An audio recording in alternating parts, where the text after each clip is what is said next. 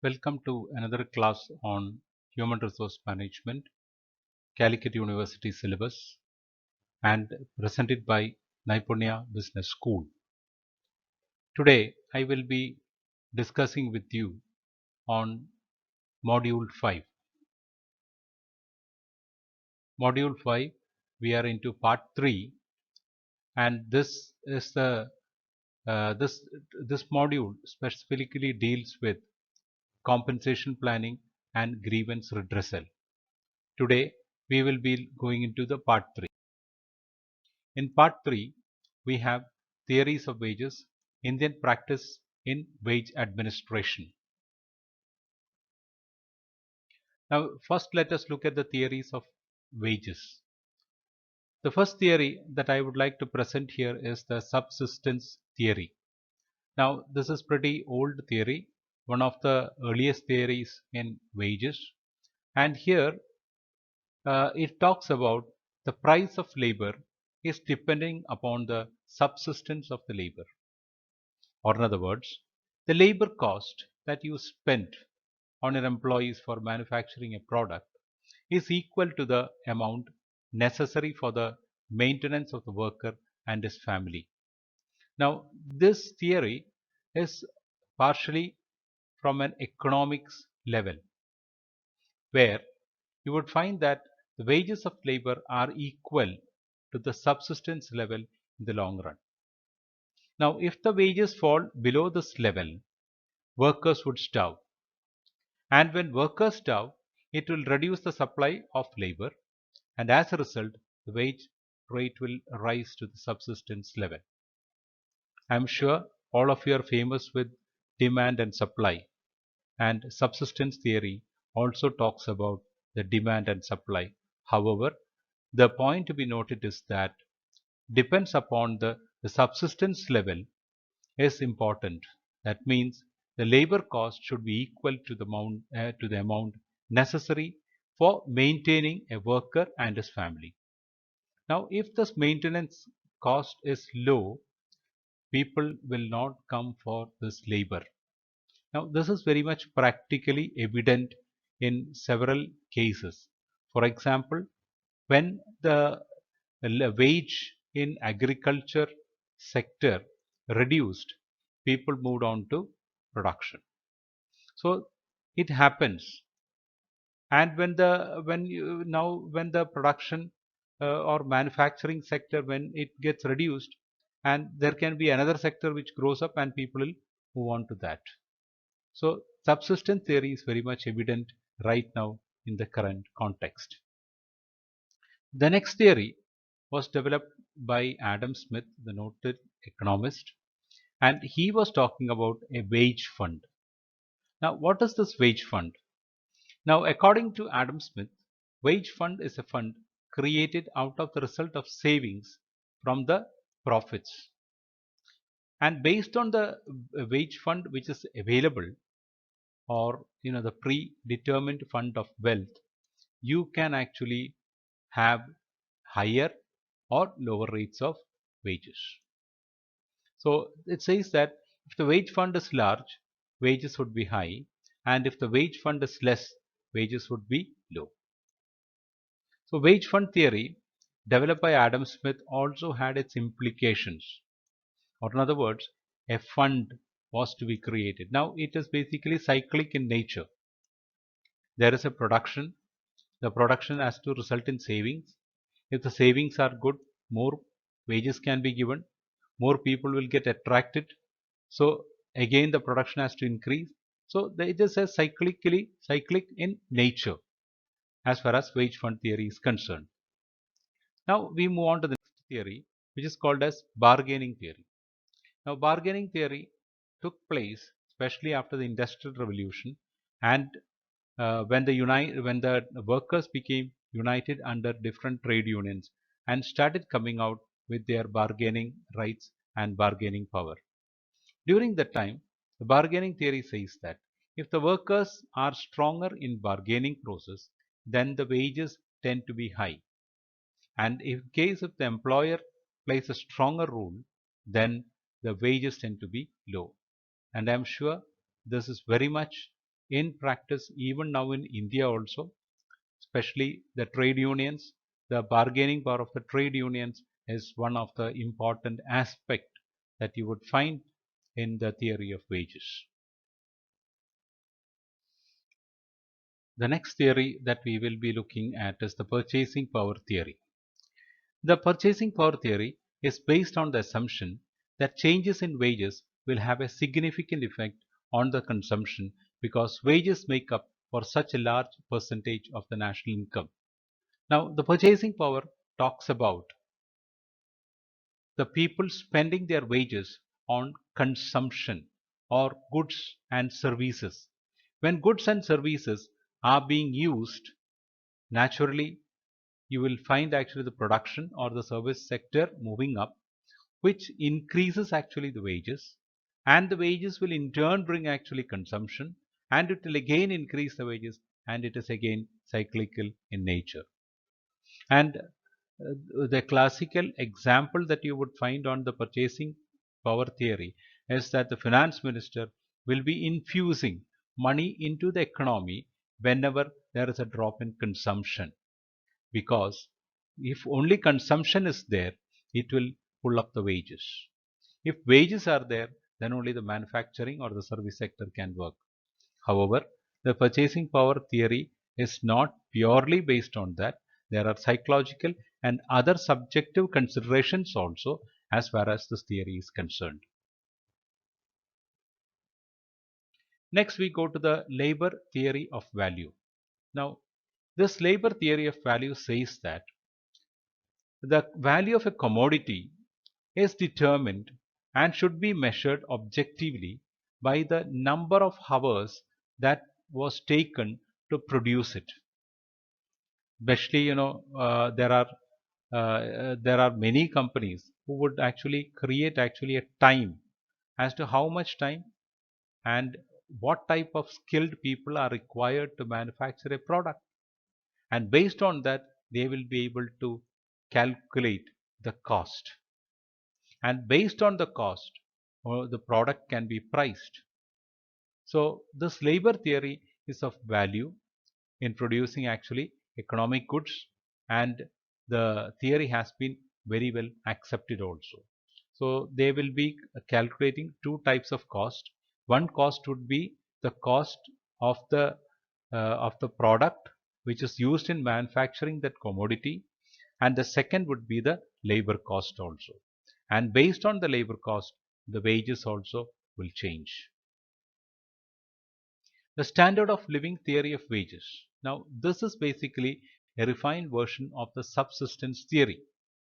Accordingly, it says that the standard of living of the workers, again, which refers to the bare necessaries of life and also education and recreation to which the worker is habituated, is definitely in proportion with the wage also.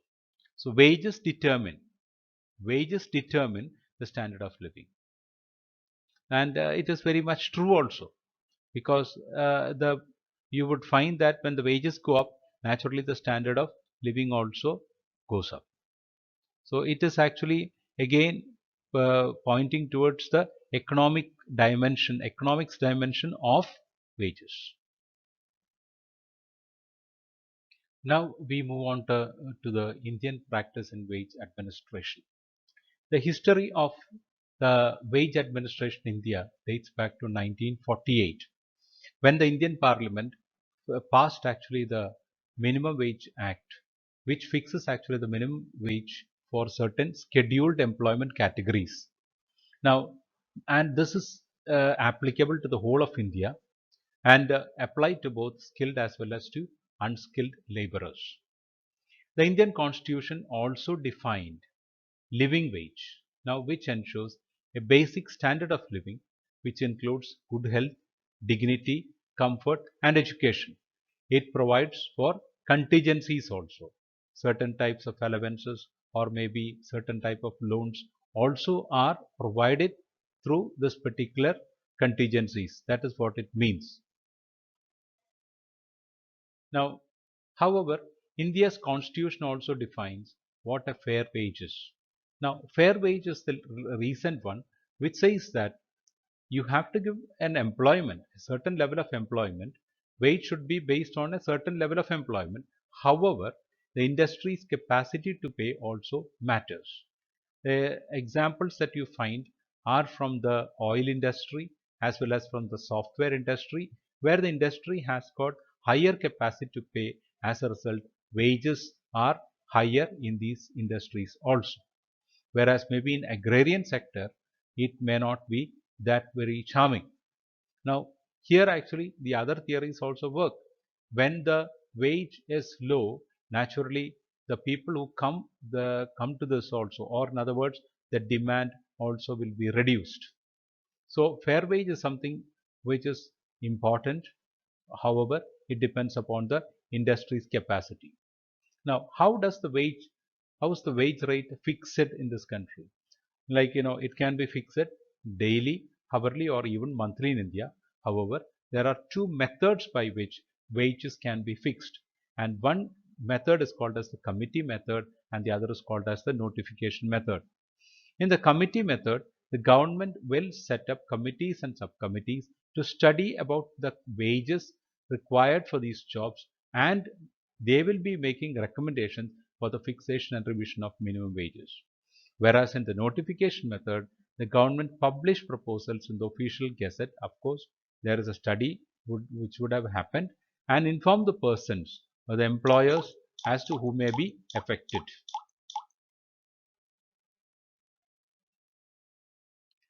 Now, let us look at the components of the wage structure. I have already covered this topic in part 1. However, let me do a reminder for you. Wage structure contains basic wage, bonus, dearness allowance, fringe benefits, and overtime. Let us look into what is a basic wage. Now, let us look at what is the basic pay. Now, the basic pay is the minimum wage, okay, which is not only for sustaining of life, but also for preservation of efficiency of the workers by providing a measure of education, medical requirements, and amenities. So, certain other things are also added, like education, medical requirements, and amenities are added to the basic pay, and this basic pay has got dearness allowance as well as bonus also added to that. Now, you would have heard about actually the basic salary also. Now, in basic salary, slightly different. It contains it contains a salary slab. It does not contain the dearness allowance or bonus. But in basic pay, it is a combination of basic salary plus dearness allowance, HRA, and annual bonus, which has to be clubbed together. And the next one is dearness allowance, which is the cost of living adjustment, or in other words, it is given as a measure of the increase of inflationary trends which has happened in the country, and to lessen the impact of inflation, there is a dearness allowance is being given, because every time we cannot change the wage, but dearness allowance can be increased or decreased based on the cost of living. Okay, usually it is always on the upward trend, or there is no trend, but there should always be dearness allowance is flexible. It can move upwards, especially based on the cost of living adjustment in the country. The next one is called as house rent allowance. House rent allowance is paid to the employee to meet the expenditure incurred on the payment of rent in respect of residential accommodation occupied by the employee. Now, HRA is not actually fixed for everyone, because people residing in the metros may get a higher HRA, and other people in cities and in other towns may be paid even lower also. So HRA is not fixed, it is dependent upon the place where you stay. Then overtime. Every company, especially in the manufacturing sector, has this overtime, especially to meet urgent delivery, or maybe to meet the urgent sales. You may require actually overtime work also by the employees. And the Factories Act has very clearly mentioned that if an worker is working above that 9 hours, regularly he has to work for 9 hours, and above that 9 hours if he is working, then twice the ordinary rate of their wages has to be paid for more than either it can be 9 hours on any day or 48 hours in a week. More than that, if he works, he has to be paid the overtime payment also, which is twice the ordinary rate. Then bonus. Bonus also we have studied. Bonus is 8.33 percentage of the salary has to be paid for any employee who has not drawing a salary of more than 10,000 or who has been employed for 30 days. Even if there is a loss in the company also, this bonus has to be paid. Then we come to something called as fringe benefits. I am sure all of you would know about fringe benefits. There are three different types of fringe benefits. One is called as statutory fringe benefit, the other is called as contractual fringe benefit, and the third one is called as voluntary fringe benefit. In statutory, it includes our house rent allowance, social security, Medicare, uh, unemployment compensation, provident fund, and gratuity, which comes under statutory or it is protected by law. And contractual benefits are the contract between the employee as well as the employer, which is found in the appointment order. And there actually there are certain allowances are given to the employee, like city compensatory allowance as to where that person is staying, medical allowance, night shift, heat allowance, transport, education allowance, etc. And there are voluntary fringe benefits also, which is not necessary to be given, but very many companies do pay that because it will motivate and bring the morale of the employees. So for them, they provide fringe benefits unilaterally by the company, which includes group insurance, death benevolent fund, washing allowance, leave encashment, leave travel concession, or conveyal allowance. All these things can be offered as voluntary fringe benefits. Then let us look at the managerial compensation in India.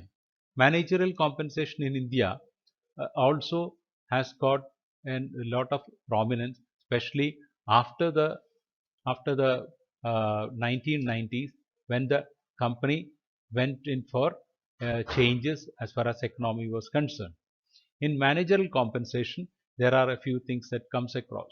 Now, currently, which is being offered are 2 and 4-wheeler loans, medical benefits, assistance for employees in higher education, reimbursement of books, periodicals, newspapers, membership subscription to professional bodies, club membership, soft loans for purchase of furniture or computers, housing loan or interest subsidy, reimbursement for travel for holiday or accommodation guest houses, pre-employment benefits for the family, especially in case of transfer for bringing goods or for schooling for their children, long-term paternity or maternity leave, and part-time flexi-time employment are some of the managerial compensation given in Indian companies right now.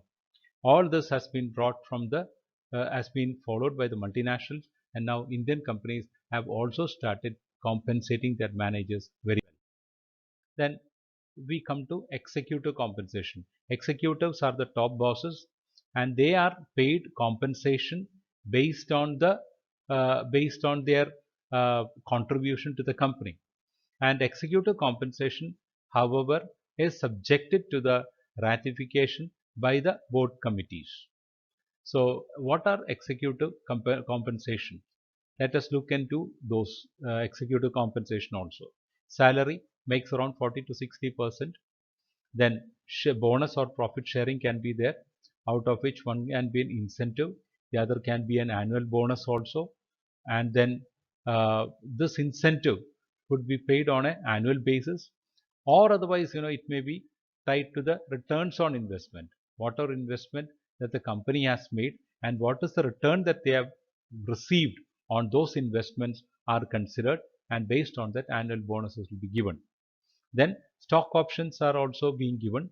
which allows actually the managers to purchase their shares at a fixed price. However, they will not be able to sell it before a certain period. Will be definitely a lock-in period for selling those shares also. Now, this also makes them a part of the organization.